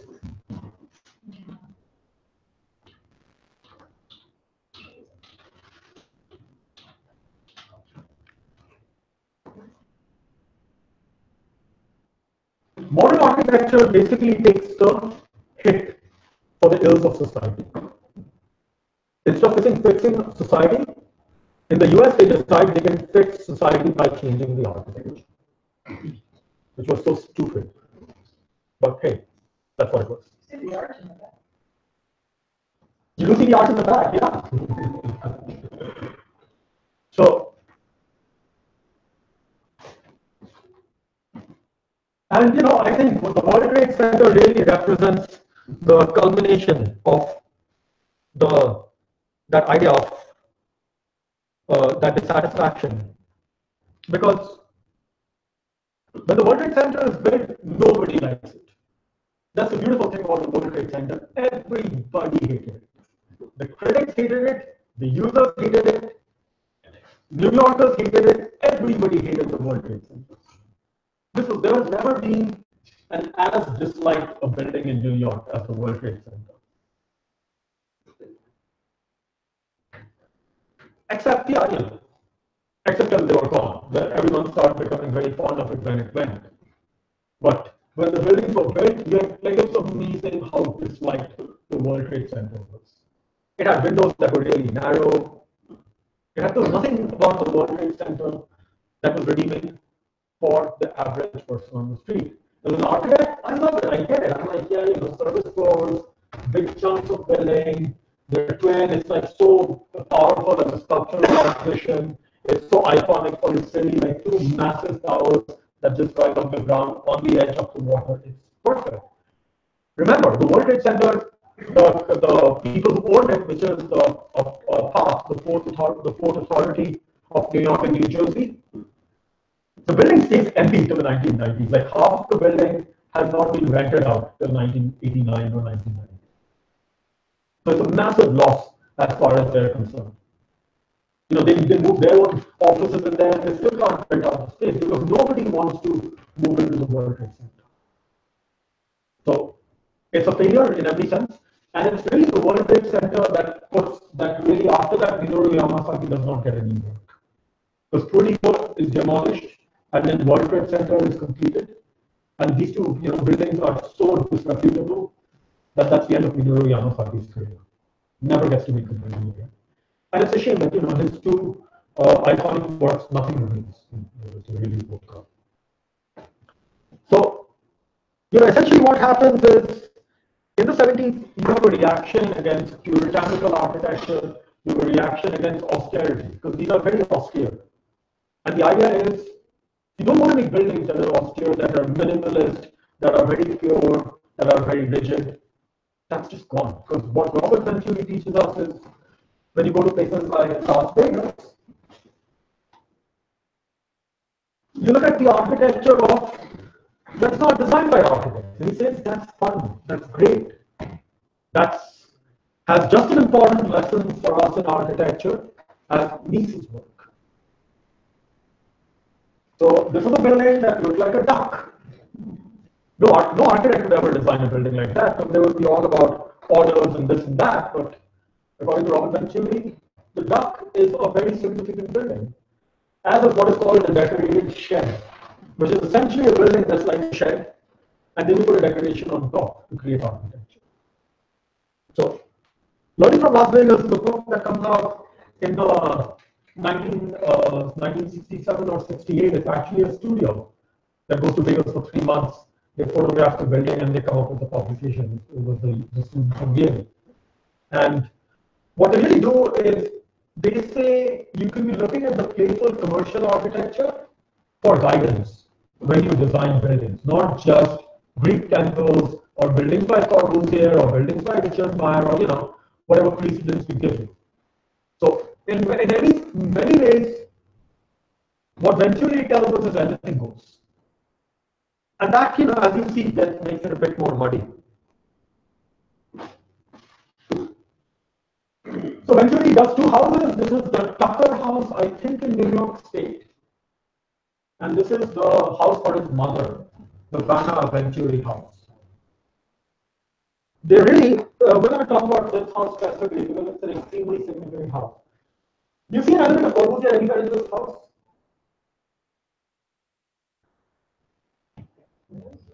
Window, exactly. See that strip window? Now I'm talking about this part of the building. It's just the Corbusier house. It's that long band of windows that's preferred by all the modernists in the 1920s. So that's where the kitchen is. The kitchen is out behind. See no full view. Where is the entrance to the building?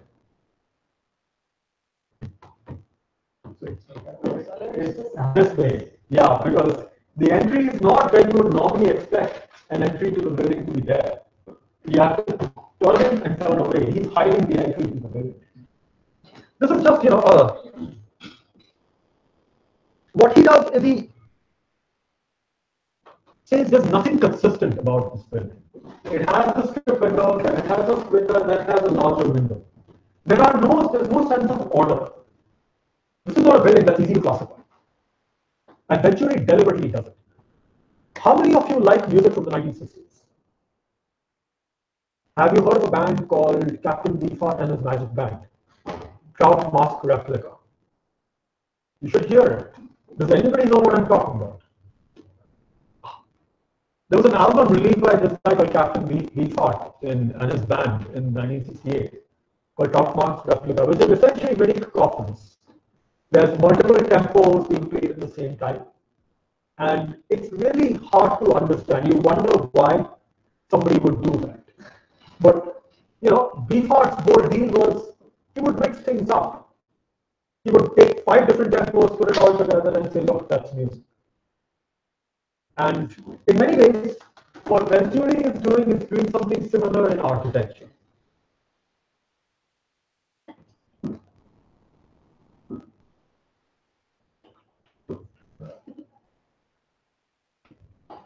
Like, you know, the chimney that you normally see sticking out from the roof, Venturi just slices the building, splits it apart, so that you see this exaggerated chimney that's sticking through the building. Like everything in this building, there's nothing functional about this. It's all making a statement about how we conventionally understand architecture. He takes the conventional form of the house, but then he splits it open and shows the chimney behind. There's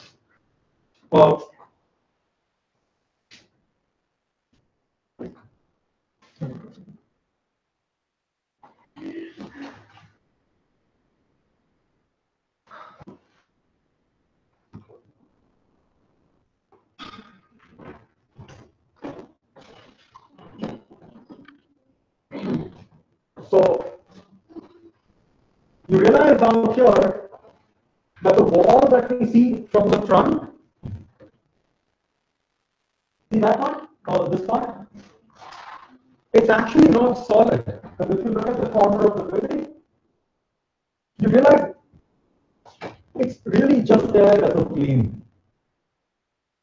In many ways, he's almost deconstructing elements of the building, taking it away, isolating certain elements, in the same way Corbusier or Mies would have done, where they would take the wall away, then have taken the column away.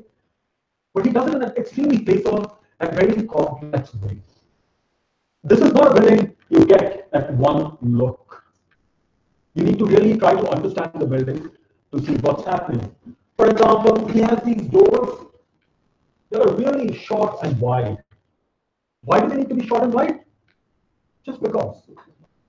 Because we normally understand doors as narrow and tall. When you have that's the bedroom, that's the door to a bedroom. There's no reason why, when there's like 2 people or 1 person actually in this room, for them to get a door so wide. But Venturi's point is, why not?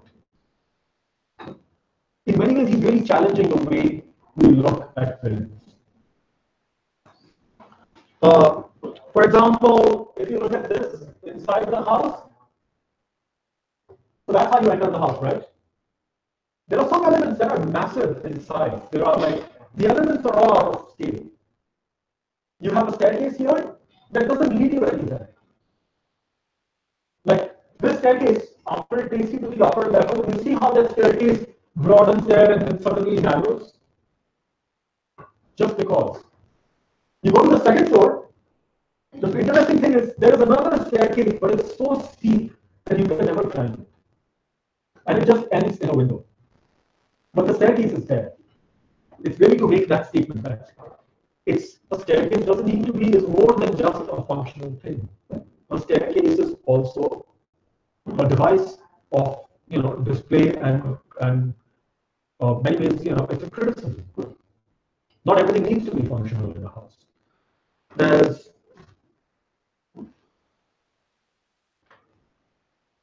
just stuff about the doors and stuff.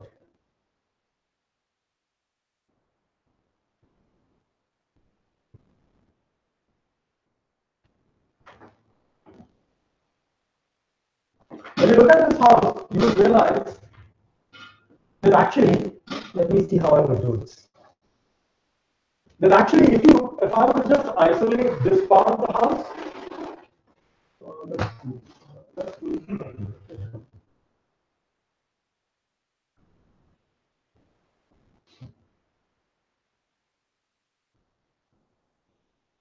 okay.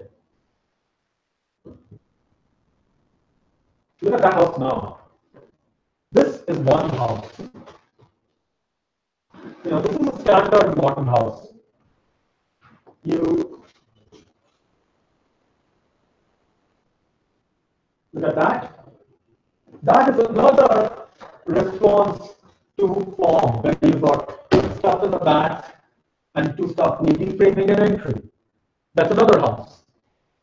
Then you start looking at just This element, you know, you need another window there.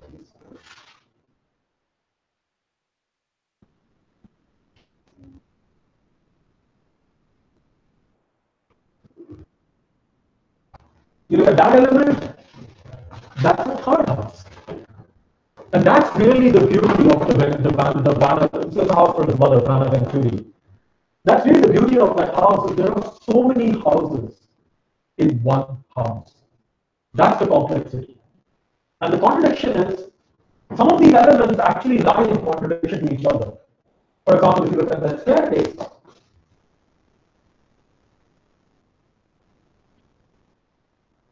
You think she liked that? she loves the house. There is really no reason why you need to turn this around. It doesn't do anything for you. There is that circular element of the fireplace.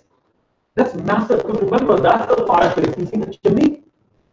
But then you have this platform all around it that separates you from that fireplace. There's absolutely no reason to do it, but it's done because you want it.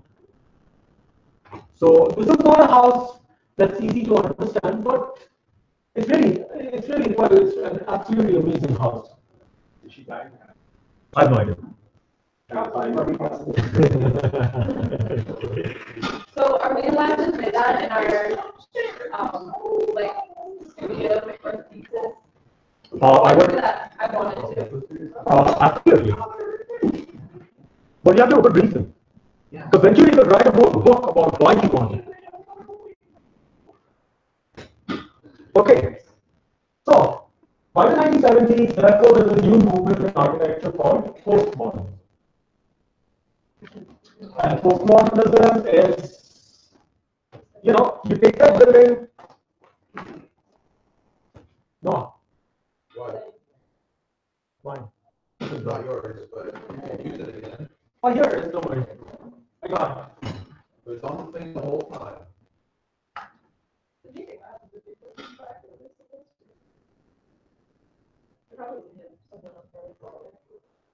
Okay. See that building? That's just a regular modern building. That's a Mies building. What postmodernism does is say, okay, let's put a massive arch down at the bottom. Let's use stuff to frame this. That becomes one part of my building. Let's make it a Chippendale stuff. Do you guys know what a Chippendale thing is? You typically see, like, you know, clocks on top of like mantelpieces of sculpture from Victorian era. So what Philip Johnson does is he takes the AT&T headquarters in New York City and makes it a massive Chippendale sculpture. So in many cases he takes Mies's building and he starts putting decorations on top and the bottom of the building. There is Michael Graves, which is super iconic.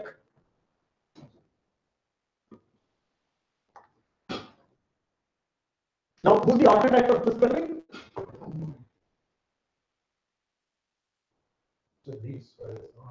No, it's not Mies. You take the postmodernism, you take the Mies building and you add elements to it, right? Yeah.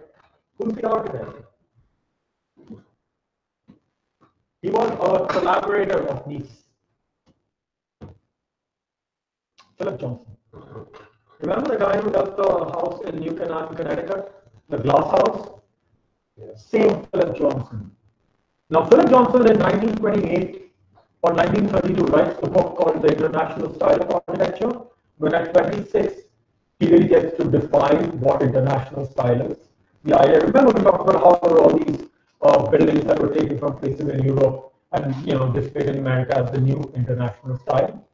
That guy, you know, 30 years later or 40 years later, becomes the high priest of postmodern architecture.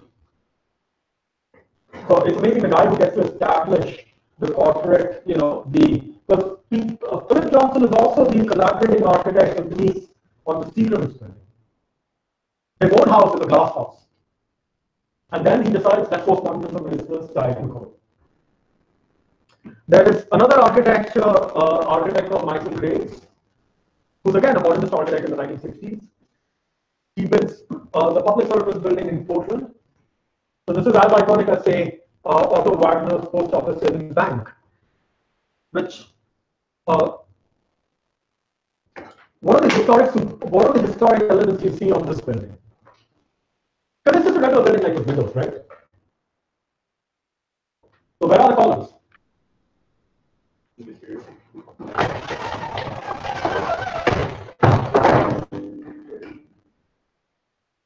Now we need that. Correct.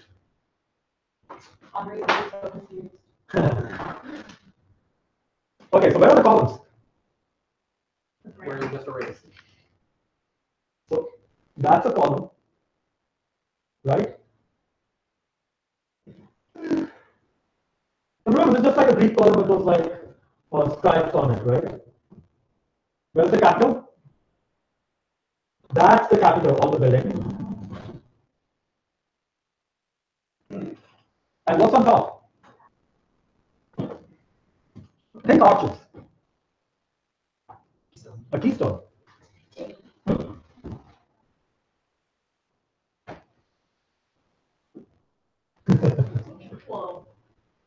Exactly. Because now the building starts looking very different once you start realizing that what you're actually seeing are columns, capitals, keystone. It's really a very different building.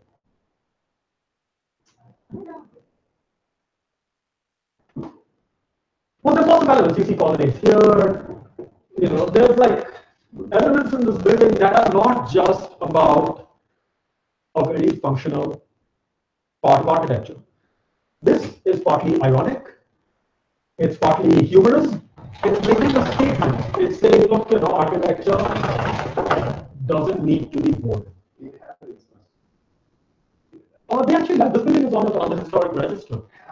It went on the historic register like 10 years after it's built. They now hate it. Yeah, because people in Portland now hate that building. They're like, it looks so tacky and so, you know, whatever. You want to look a bit more at postmodern architecture? This is a delightful architect. I love him. No, what a shame. Has anyone been to New Orleans? Oh, yeah, it's been a long time. So this is the Piazza d'Italia, the Italian plaza in New Orleans, built by Charles Moore in 1975-ish or so. And we clearly see how it, you know, it distinguishes itself from the buildings around it. It's really an abstraction on an Italian piazza. There are colonnades, there's arches, everything's fake. There's nothing behind it, it's really a sculpture. It's a public plaza that he builds. But do you remember what were the plazas built before this? Anybody remember the modernist plazas? No? No. Let me show you what a plaza is. I guess maybe does. There's always a fountain place in every city. Okay. Let me go.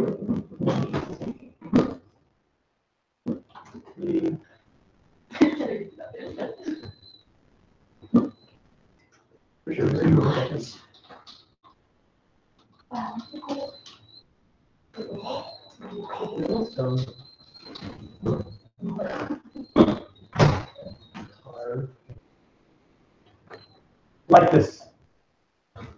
There you go. These were public spaces built in the 1960s. And Charles Moore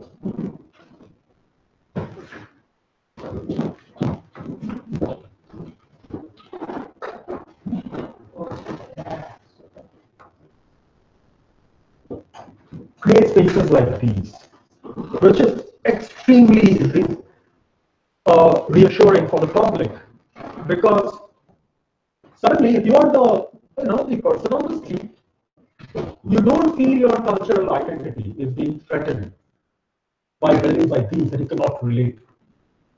Or the person on the street, as you know, and we proved it there, and he said, oh look, you know, I like the colors, I like the patterns, I like the shadow, I like the texture that's being created by these buildings. They find those buildings a lot more reassuring, buildings that they can relate to. This is another example of why Charles Moore made a couple of university buildings. This is the University of California at Irvine, where, you know, these buildings are really they're colorful buildings. They're extremely confident. They have something to say. They're not buildings that are saying, look, I'm just a copy of a nice building. I'm an abstract piece of art. You can understand me in whatever way you want to understand. This buildings are no. This is building like, hey, this is a little bit of Italy that has come to New Orleans. So, postmodernism in that sense makes direct historical references and directly takes stuff and abstracts it and puts it forth in a different way. You know, like an Italian would be horrified when they consider that Italian, because there's nothing Italian about it. It's just an abstraction of what is Italian.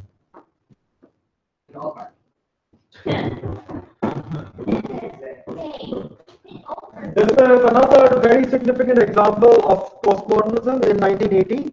So remember, postmodernism is a new movement in the 1970s. The established architects are still building office blocks that are made of steel and glass.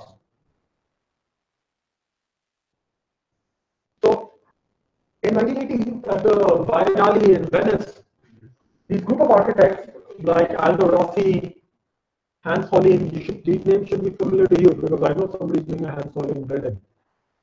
That museum, that bridge thing. 1970s. Who's doing Hans Hollein? You're doing it, right? Yeah.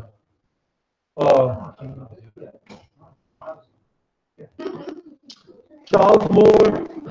What they did is they found an exhibition in Venice in 1980 called Presence of the Past.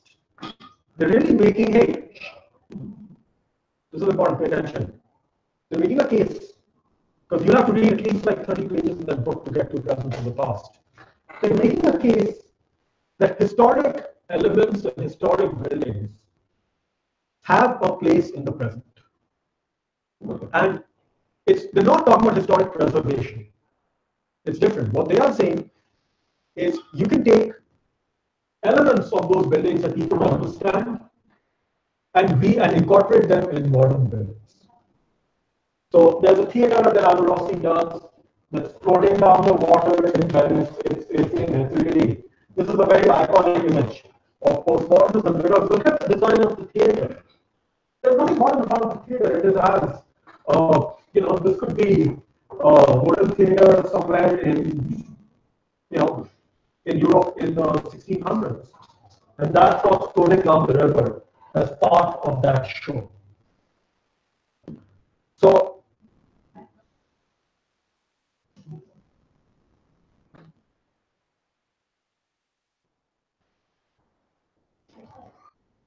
there is another example, and this is important for us, the time is just almost over. There is another example of postmodernism. Postmodernism doesn't always need to be historic pastiche buildings.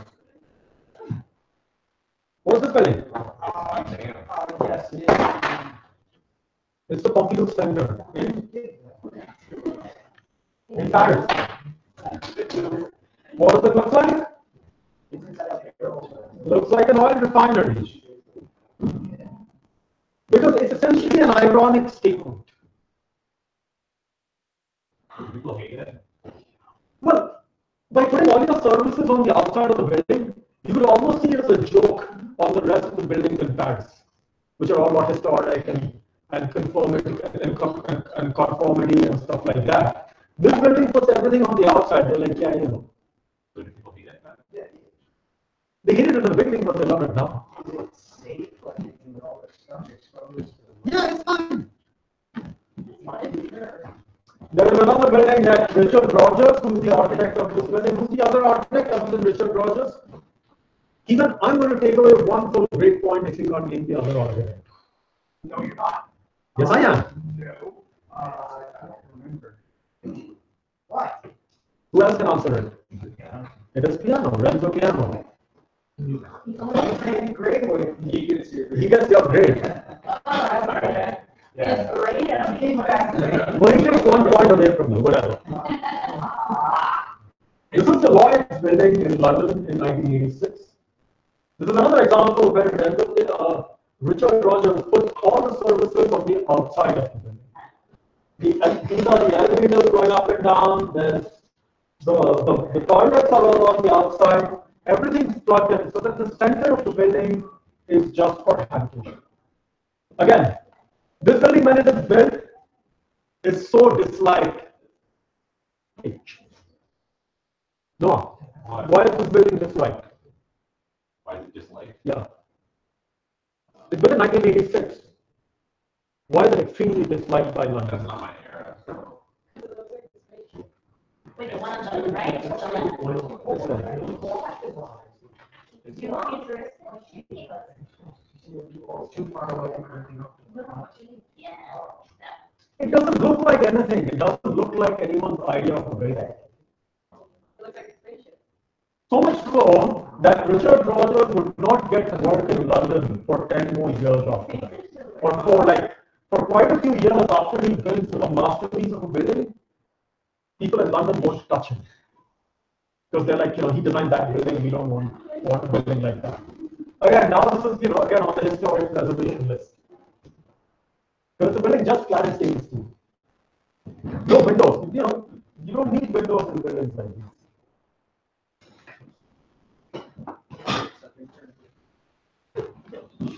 There's another building by, who's studying James Sterling as one of the architects? I know somebody. The university in Leicester or something. 59 or something. Oh, then that's not me. Anyway, James Sterling, who's a modern, again, one of the stars of modern British architecture. Oh, okay. So in the 1980s, James Sterling designs the Staatsgalerie in Stuttgart, and it's a very playful building. You see elements of historic buildings. Well, see these massive orange columns that hold the thing up? And that's really the whole point of the building, that elements of that building are a joke, it's playful. And the public loves buildings like these, when they look at these buildings. They're not drab and boring. And this building is an exceptionally nice building. See the number of forms that define the building, look at the circular forms, the wall that serves the way, the ramp that goes in. There's just so much happening in the building. What's the scale of that? A person of this big. It's big. It's the main art gallery of the city of Stuttgart.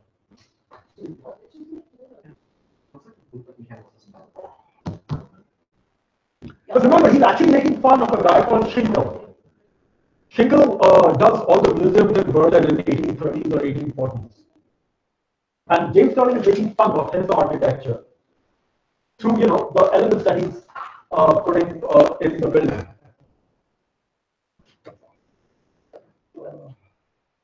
There's another guy in France that you should look at.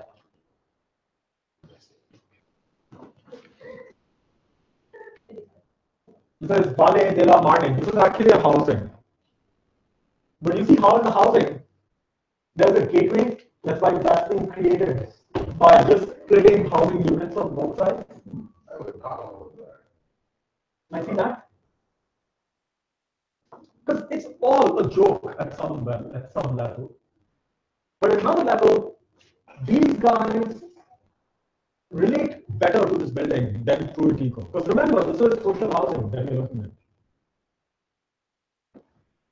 But that social housing, like see this column, these two massive columns, it really is a historical statement that postmodernism makes. See all of these elements? You start to see elements of Venturi's Banner Venturi house in there. See how it splits apart? So then, in some ways, this is not just a dash facade like Mises building that you get immediately. These are buildings that have a lot of richness to them. You have to get historical references to understand these buildings. In other words, these buildings are for people who are in the know. And that's what made postmodernism so successful. And the public loved it. This is the Lubana building in Louisville, Kentucky. And this photo really gives it away. You see the base of the building, we're looking at this section, and see how it relates to the historic buildings next to it. Because you can almost feel that this is one composition. There's that central column, there again all the elements that Michael Graves uses. And compare that to this building, which is a very, Waterloo East building. And you clearly see that these two buildings, this is a boring building, that's a fun building. Like, see those elements? Compared to that, which is just, an extremely boring, drab building. Now, we're going to watch a little bit of more information on the Consulate Center, and then we're done. It's a 5 minutes now, from still, why still have 45 minutes? What? 25.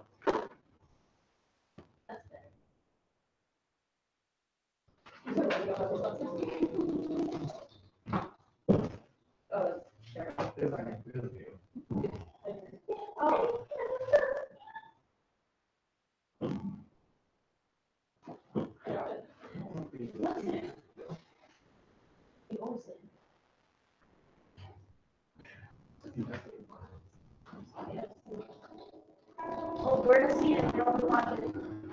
That's all. Oh, not the same name.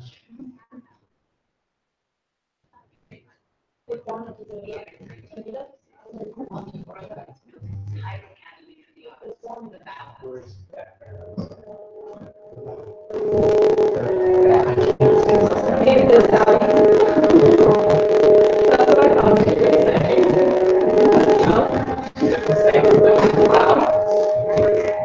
Best documentary ever, worst background sound ever. We already had that.